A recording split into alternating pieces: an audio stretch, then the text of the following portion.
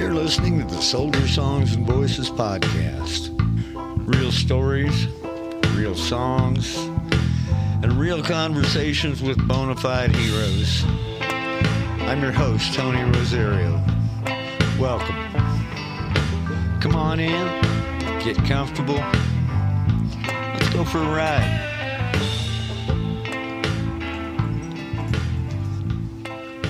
I am here today with Thomas Hall. He's one of our Soldier Songs and Voices participants.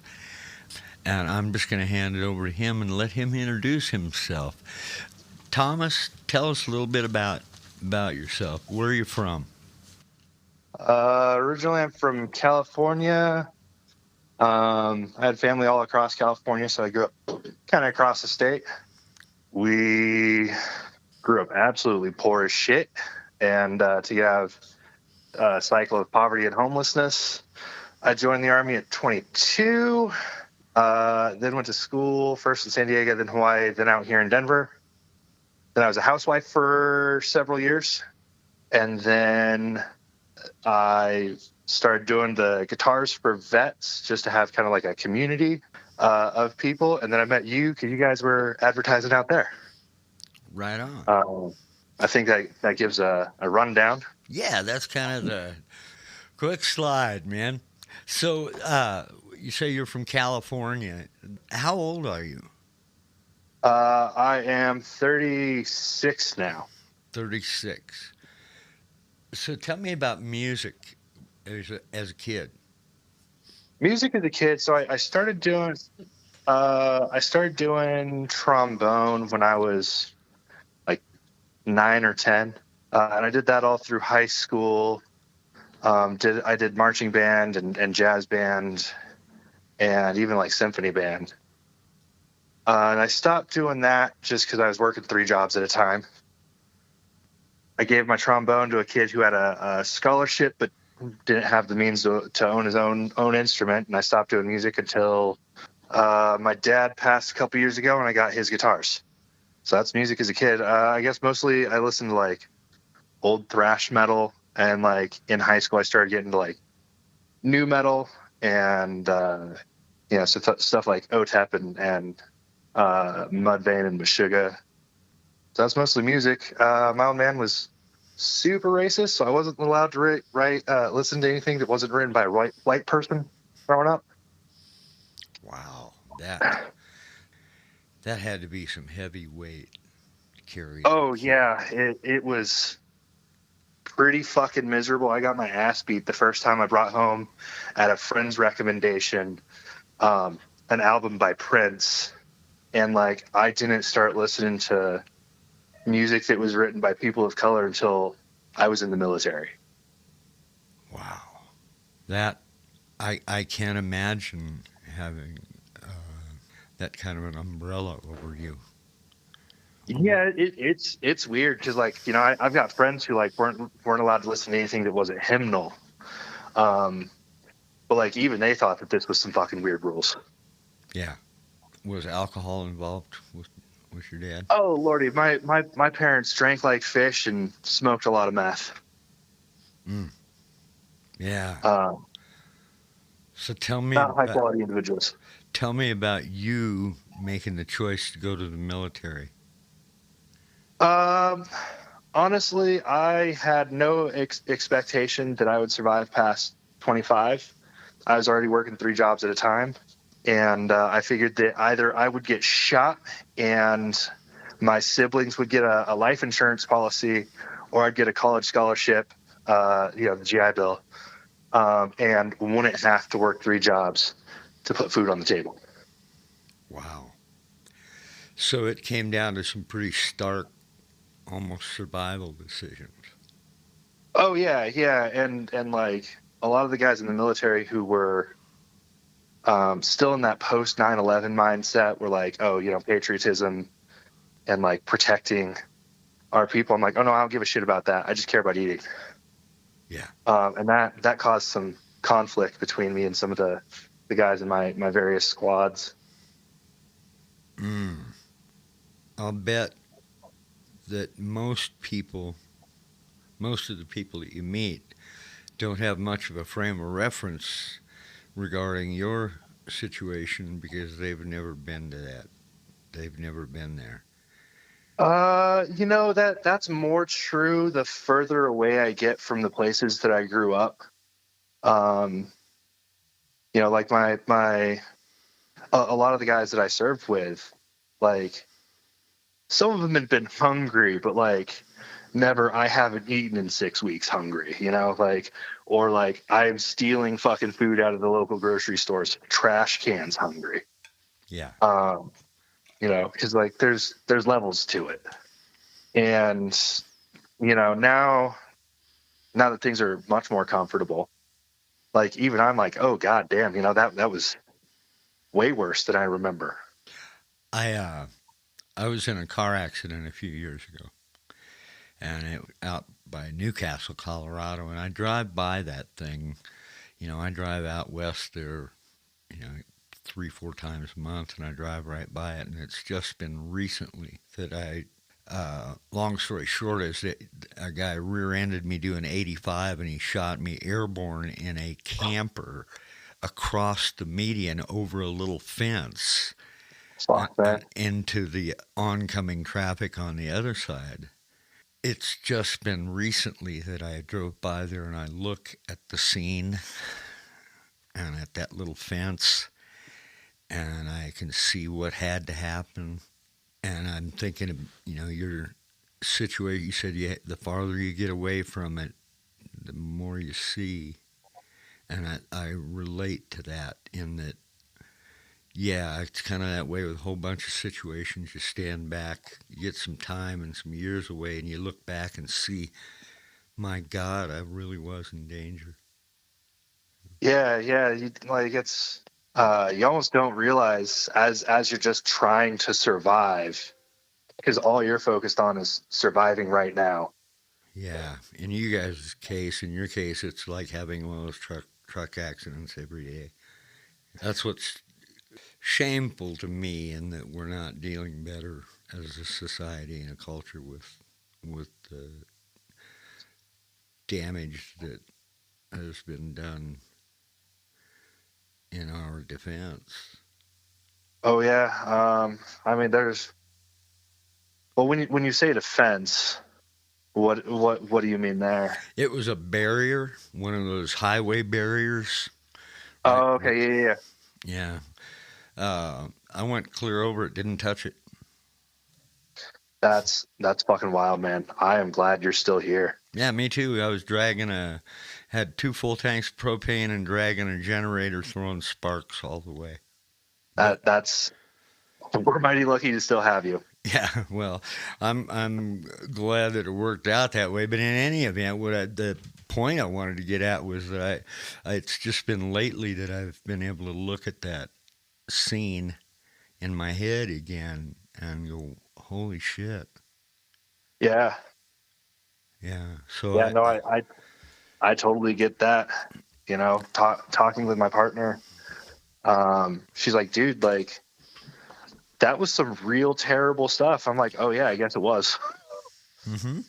There's a mechanism inside the human brain that, our survival instinct is so strong that it just, I think, in my opinion, I'm not a therapist, but I think that, that survival instinct takes precedence. And then later on, our mind starts to try to sort it out. Yeah, that's been my experience. So that rings as true, even though I'm also not any sort of like a psychologist.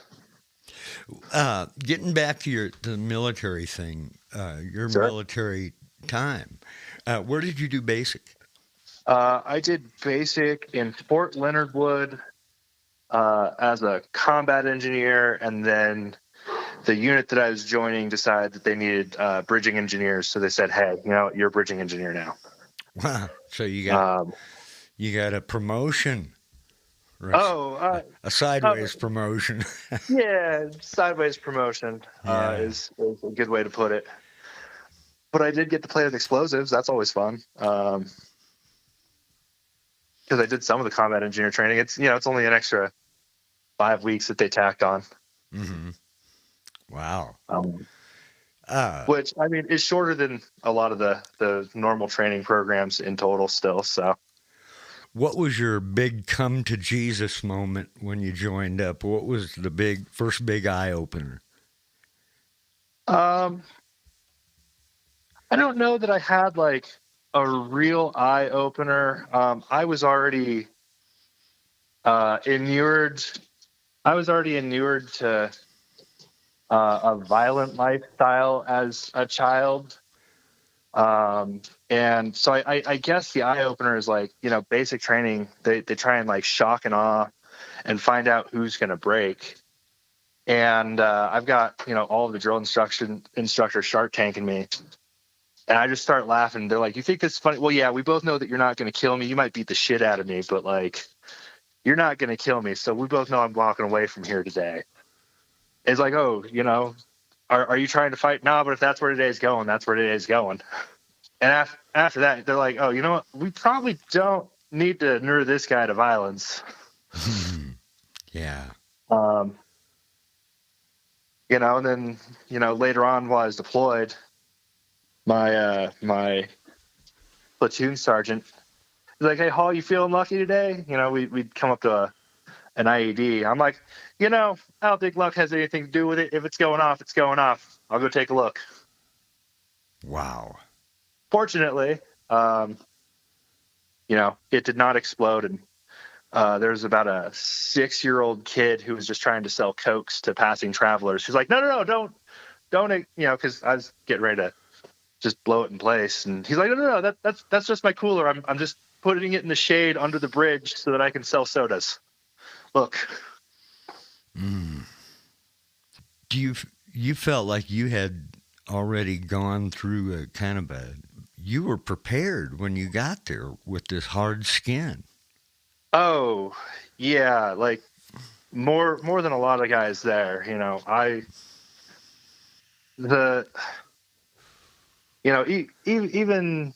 like when the drill instructor was like, "Hey, are you looking to fight?" Nah, but you won't be the first, last, biggest, or most people to kick my ass.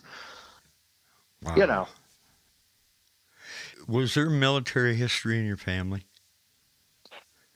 So my granddad got drafted to Vietnam, and when he got his draft paperwork, he went down to the Marines recruiter and said, "Hey, I want to pick my job, and I want to be able to kill as many people as you let me." He got out when they abandoned him in Vietnam, and that's the only military history in my family. You're a pretty young guy, and your parents they're a little younger than me, I think. I've never asked you how old you are, but I'm 65. Yes, my old man, if he was still alive, would have been 59, and my mother's 3 years younger than that, so she'd be 56, assuming she's still upright and sucking air. Yeah. I don't talk to her, so that's an assumption I'm making. I've watched kind of this generational thing, and you touched on, the meth and what a ravage that is in a family, and it was almost like that there was in all fairness, your parents' generation got hit really hard with that shit. Oh, yeah, they definitely did, and America wasn't prepared for what it was. No, in the same way that we're not prepared really anytime we have a drug epidemic. Yeah. My experience is that people don't really want to get hooked on drugs. It's usually, in my experience, desperation, not to feel the pain of the stuff that life is throwing at you because of like systemic failure. Yep. It's escape. It's escape. That's it hurts. This doesn't feel good. I need a break from how this feels. And I my heart goes out because I've my own family and myself. I've dealt with addiction issues, and there's There's no compromising with the dragon. No, God, no. Let's get back to your military service. Did you have some music with you when you went deployed? I mean, so pretty much everyone brought those like portable jump drives. Yeah. Yeah, I think the big ones at the time were like 250 gigabytes back in 2012 when I was deployed, and we all just brought a couple of those to pass around the music that we had brought, because this was still back when internet piracy was the order of the day. Yeah. Streaming Yeah. services weren't really a thing yet, and so everyone had their own collection, and then just you took off the communal jump drives, put the music you liked on there, and put your own music on the communal jump drives Right on. for everyone else to share. Uh-huh. Do you remember some of the music you were listening to? So some of the music that I got introduced to while I was there was like one of my buddies listened to a lot of like Prince and Michael Jackson and like older like 80s pop music, which I hadn't been exposed to, that I was really digging. And then another good buddy of mine was listening to more modern styles of metal than I was already listening to, and I still listen to a lot of that. Right on. And like one of my buddies was listening to a lot of like Garth Brooks Mm-hmm. and like old Reba McEntire, so I got to listen to some of that. Yeah.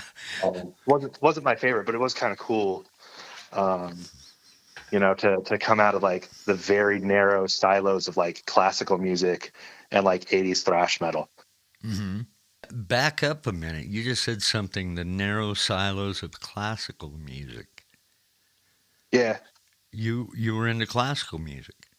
I was into classical music because I played trombone from a young age. Mm-hmm. And I actually did symphony band all through high school, and like marching bands and even a little bit of jazz band, but mostly symphony and marching band. And that's still widely influenced my modern musical tastes. Like I'm not really into a lot of classical in and of itself, but I'm into a lot of music that is influenced by classical. Sure. That's pretty cool, actually. Yeah, oh yeah, yeah. Have you ever thought about picking up trombone again? I've thought about it, and I think, at least for now, like, because I also have a banjo that I play. I really only take time to play my guitars, largely just because there's a limit on my time. I have a newborn, and so like there's constraints on time. So I'm just focused on what I already play. I might eventually pick it back up, but that's a far future me problem. Right on. Right on. I'm kind of jumping backwards again. Sure, you can go wherever you want. Tell me what kind of kid you were. I was so I was bookishly smart, and I thought that made me better than people. And I was quick to fight with just about anyone. Because things were not, I wasn't like super stable at home. I was mostly in charge of raising my siblings as the oldest of four. I was a mean little shit. But I worked a lot, because I started helping put food on the table when I was like 12 or 13. I got kicked out of my house a couple of times by my mom. So I guess, I was like a deeply traumatized kid, but, I was making do as best I could. Yeah. Was the military was one of the big draws that, I think you said it earlier, that security. Yeah, that like security that like I wouldn't be starving. And like even if I'm getting shot at and I get shot, like I'd already been shot at before I joined the military, so that wasn't like a prospect that was like, oh, this is inhuman treatment or anything. That's just part of life. Wow. It sounds like when you hit the military, you came in. You were a junkyard dog. You were tough. Yeah, I was tougher than I was smart. Yeah. How long did it take to get smarter than tough? Um, I'd say towards the end of my 6 years in the military, like I started going to school. Um, because I'd failed out of college trying to work before the military, and I started going to school again, just community college, and I'm like, I have other options available to me. Um, I've got the Cal Grant that I can still use. I can go back to school, and I can pursue things that are not violent. And I think a big part of that was when my daughter was born. I'm like, I really don't want her to have the same violent life that I had. I'm not afraid of it for me, but I really don't want her to be exposed to the same stuff that I've been exposed to. And I want to be able to be home and not like deployed or randomly moving. Yeah. And I want to give her as much security as I can. Yeah. So I'd say that's when I got smarter than tough. You got it. Is there anything that stands out more significantly than others about your military service? Anything that really sticks in your head now? So there's really a couple of things that really stand out about my military service. One is cultural. I guess they're both kind of cultural. So one is that there is a deep culture of sexism, and to a much lesser extent, there's still a culture of like racism, even in the military. We had in one of the companies that I was in, we had very cliquish, like racially delineated. And it's like, guys, this isn't going to work. Like I grew up in this same sort of environment, like where races don't mix socially. And like, this is not a way to run a unit. Like we gotta be here for each other, not just for the people who look like us. And like, I had one guy while we were deployed, no shit, because we had a couple of women in our company. And one guy was like, hey, won't Haji be able to fucking smell it if you're on your period and fucking track us down? And like, we're driving around in fucking MRAPs, which are not subtle vehicles. It's the closest thing to a tank that you can be in without being in a tank. And it's like, bro, he's going to notice the convoy of MRAPs well before he notices whether or not one of us is a woman. Yeah. And like, as I changed units, and I went to a unit that was about to get its first female soldier in a combat role. And they're like, oh, like, how is she going to be able to do any of this the same way you do? She has a gun. Like, there's literally no difference between serving with women and serving with men other than they have different lodging.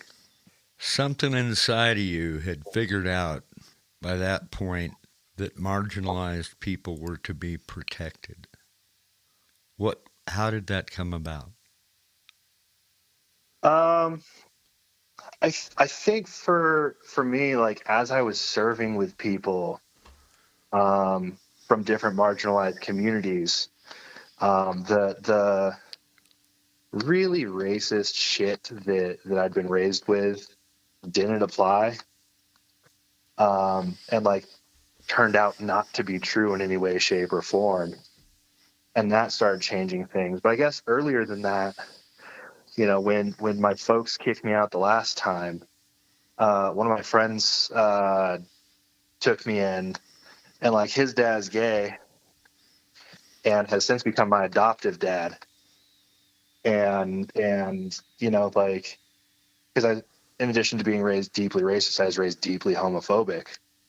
And it's like, oh, none of the things that my parents said about you is true. Like, you're a decent person. You're not out there like doing terrible things to children. So that's when I started questioning, but it's still very like individual case by case. And it's not until I started going to like uni that I started and started studying for politics that I started going, oh, this is more broadly applicable than one or two people not being terrible. Like, these people are just exploited, and like they're just doing the best they can to survive too. Yeah.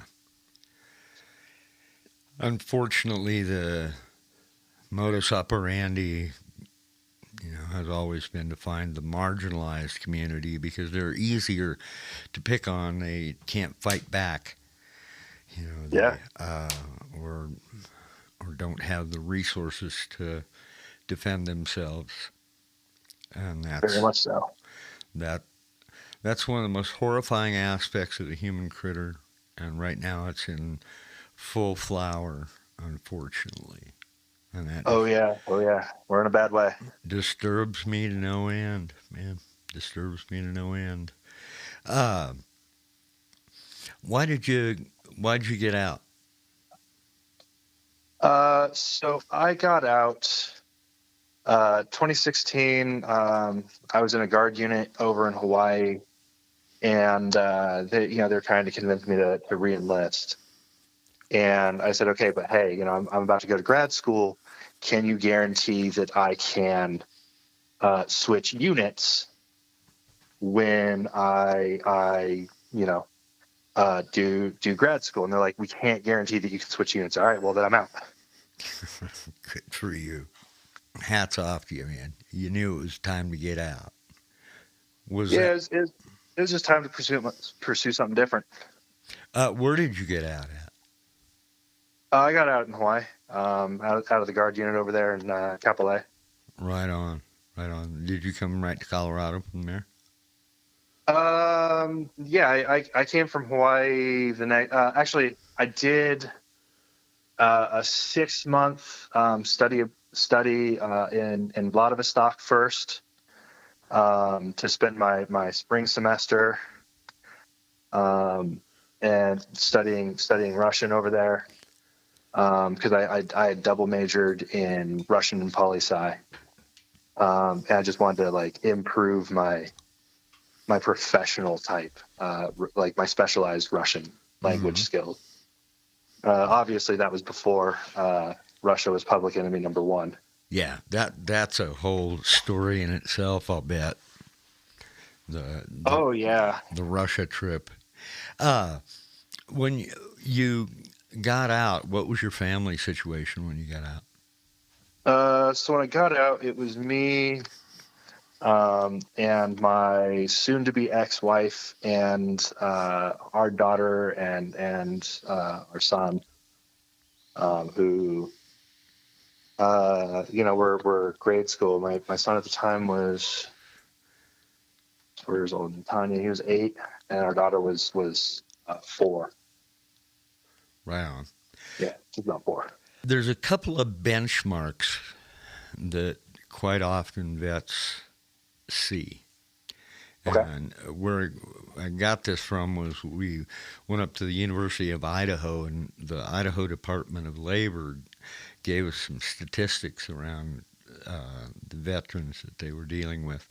And those, timelines were 60 days, 90 days, 6 months, a year, and 5 years. Okay. So where were you at 6 months from getting out? 6 months after getting out, let's see, I was just about to be done with my study in Russia, and I hadn't taken up drinking again yet. So I was very cautiously optimistic, having just completed a double bachelor's and getting ready to do my master's. But like as far as social stuff, I was still very much so like the very stereotypical, like jumpy kind of PTSD and paranoia. Mm-hmm. Yeah. I'm not going to dig into that too deep because I'll just take your word for it. Somebody just said last night, but you were there too, the thing about post-traumatic stress as opposed to post-traumatic stress disorder in the linguistics. And I kind of like that idea because you were behaving perfectly normally for the situation that you'd been in. Oh yeah. As far as I can understand, PTSD just means that you're continuing to apply survival skills that are no longer helpful. Mm-hmm. Boy, great way to put it. Uh, how about a year out? A year out, I moved to Colorado. Um, we were absolutely fucking destitute again, which, I guess is not surprising when you move your family across the country without a job. I was regularly drinking myself to sleep and still jumpy as fuck. Mm. But I was getting that degree. Yeah, yeah. 5 years out. 5 years out, let's see. That puts me a couple years ago. Oh, that puts me during COVID, Mm-hmm. towards the end of the lockdown.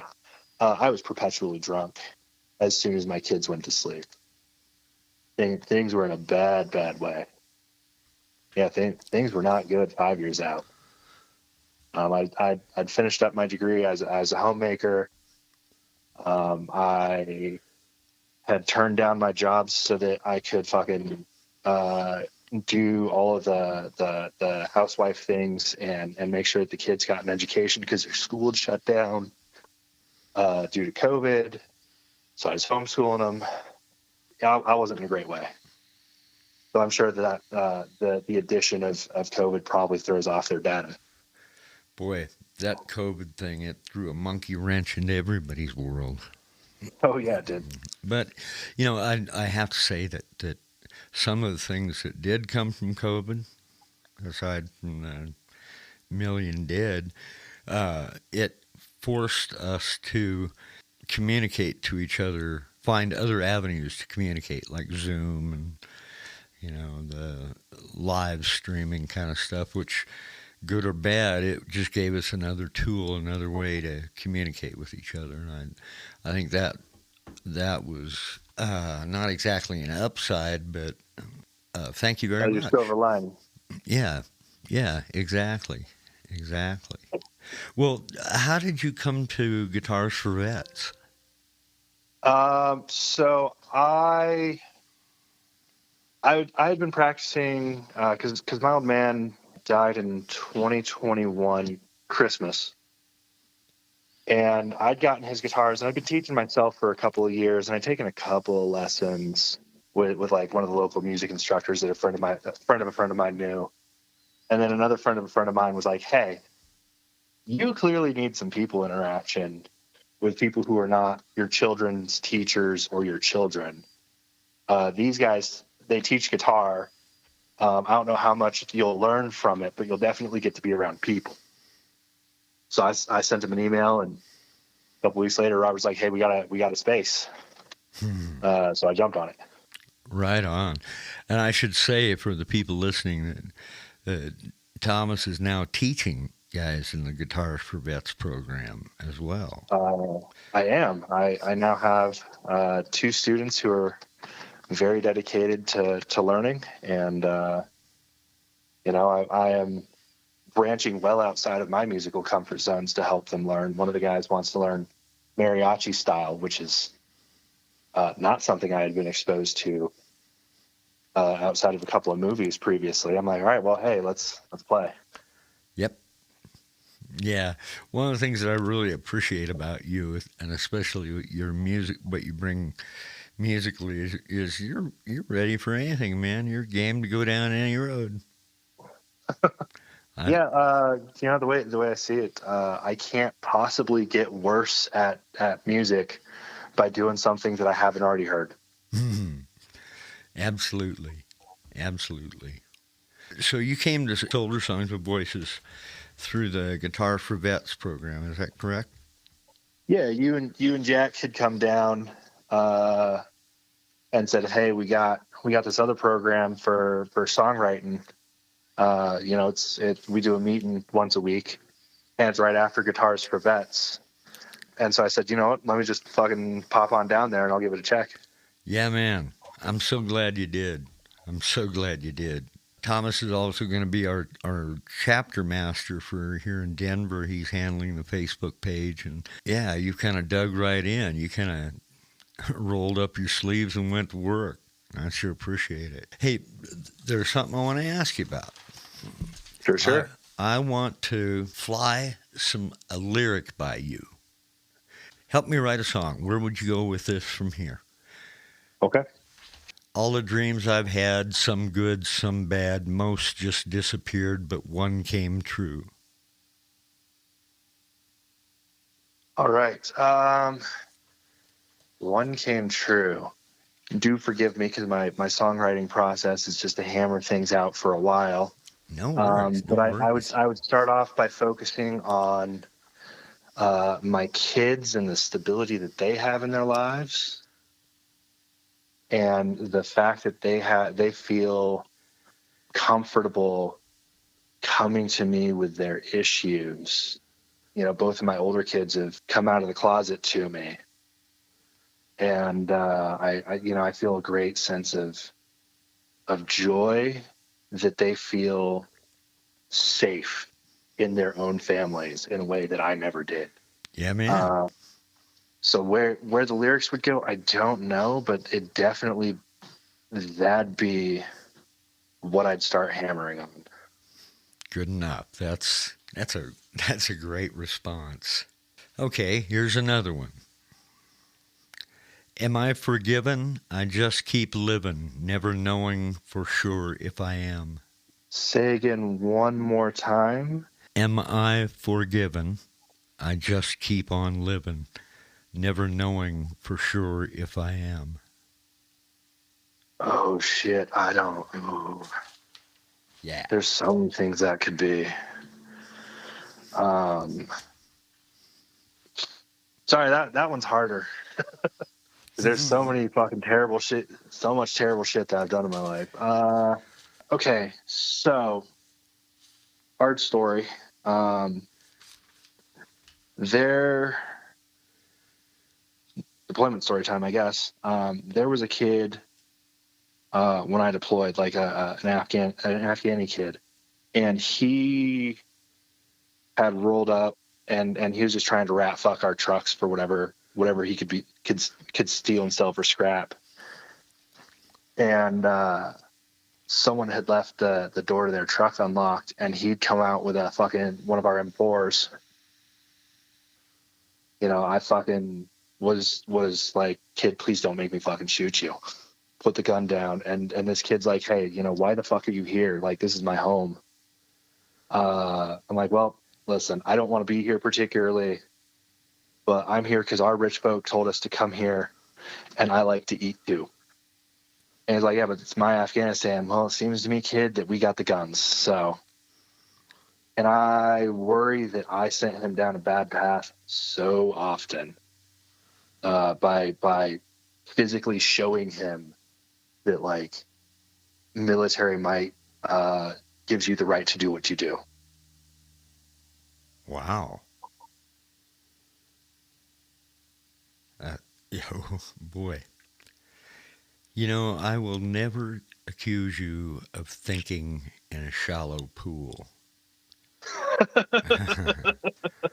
Yeah. That's pretty heavy.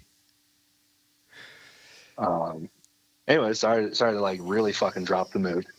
No, man, no. That's why we're doing this. That's why we're doing this, is because for every one of you guys that has the strength and can find the voice to talk about what you've been through, there's 10 more that can't find that voice, or they're sticking their tongue in a bottle because they're too afraid to say it.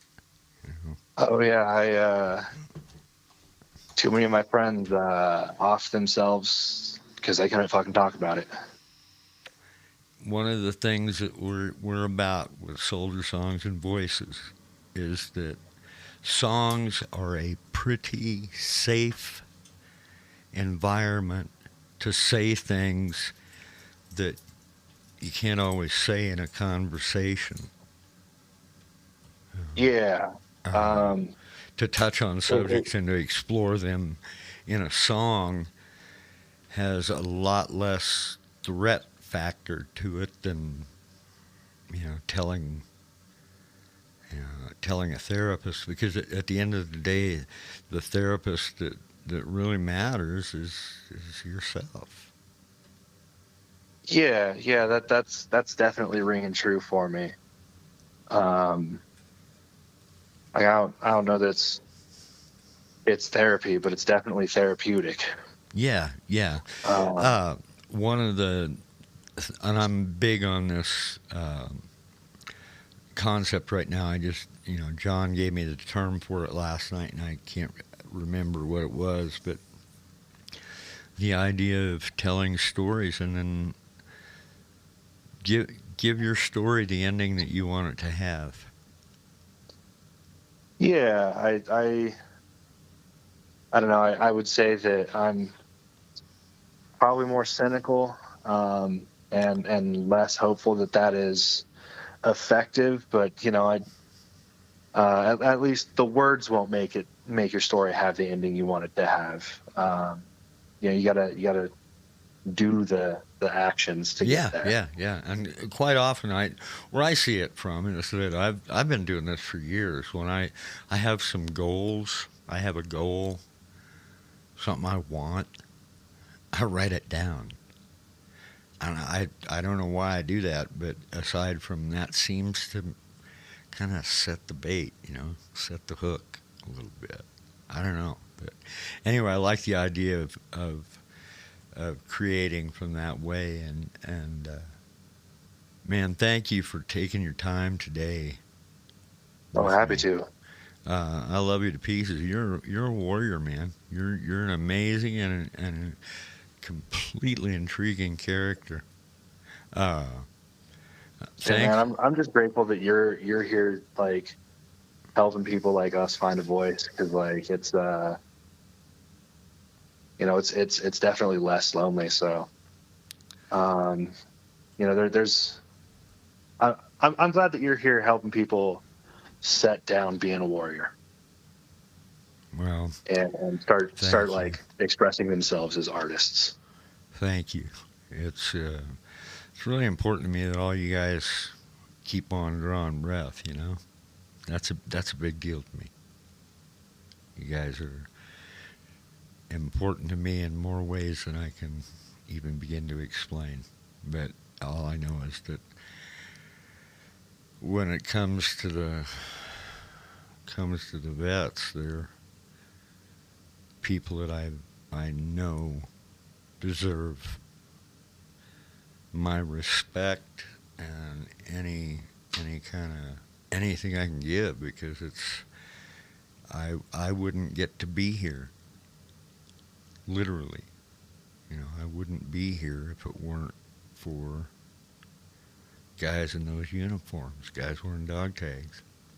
And I can say thank you a million times, and it won't do a goddamn thing. But if I can help, if our guys keep breathing, that's good enough.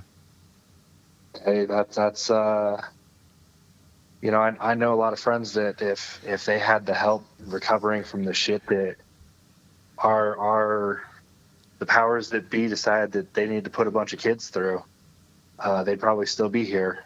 So Yeah.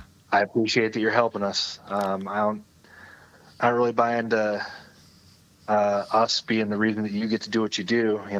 I don't think me oppressing a bunch of kids in Afghanistan helped you in any way, shape, or form. But you're definitely helping me, and I appreciate it. Well, the government always doesn't always make the best choices, and they will put people in harm's way. That's government stuff, but I know where I'm at is that You know, veterans take an oath to defend me, and then they go do it. I don't see anybody else in the neighborhood stepping up and say, "Hey, man, I'm gonna cover your back. I got you." I disagree with that, because I've done some volunteerism in disaster management since I got out, and I would say that those guys are definitely doing a lot more help than a lot of veterans, or than a lot of like active duty folks. You're definitely helped more by the Red Cross showing up and after a hurricane or a wildfire than you are by people going to Iraq. Yeah, I get where you're coming from. I bring it right back to basic training. You guys step in there and take an oath, and then you're committed to it. The government owns your ass for a few years. Oh, yeah, you were property. Yeah, and that's so that I can, people like me can sleep at night, not worry about shit. Well, that seems like a hell of a lot of sacrifice asked of a few. It's a lot to put on kids, and I know a lot of people who believe in it. I don't see the good that it does. Yeah. I don't think turning living people into dead people is doing a lot of good for the people back home. I hear you. I get you. And you know what, man? Of all of the demographics involved in our citizenry, you have the absolute right to your opinion, and you've earned it. It's not just like, well, I can just shoot my mouth. No, you've got basis to draw your opinions from, and I applaud that, because I understand completely, and I'm pretty much right there with you. I've never met a gun yet that can bring somebody back to life. Right there, yeah. And I spoke at my kids' schools, like Veterans Day thing, where they had a veteran panel. I tell these kids, listen, don't join the military. You have other options. Like, going out there and getting shot at isn't gonna help your family. Like, just go out and be a civil engineer, and help build better roads and sewer systems. Yeah, I get it. Unfortunately, the human critter keeps grinding out that war stuff, doesn't it? And there's a lot of money made in war. Yeah. And business is booming. Yeah. Thomas, thank you so much for talking to me today.